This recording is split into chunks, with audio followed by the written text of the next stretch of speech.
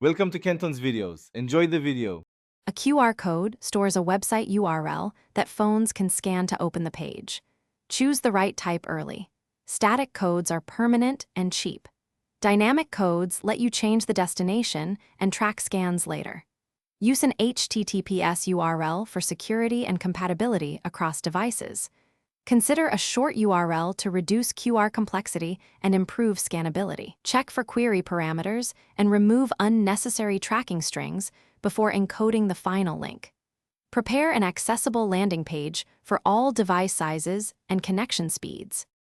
Pick a reputable QR generator that supports dynamic codes and analytics. Enter your final destination URL exactly, including HTTPS and any UTM parameters.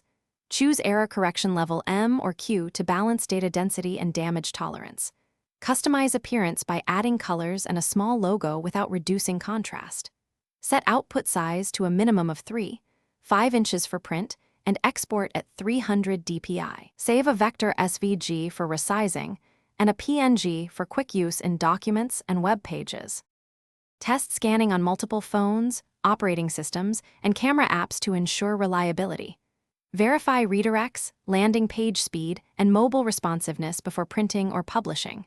Place printed codes at practical sizes and distances, aiming for at least 5 inches for close-range scanning.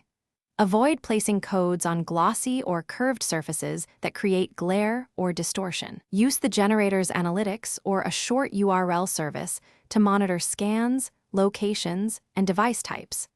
Update a dynamic QR destination if content or campaigns change. Thanks for watching. Consider subscribing if we helped you.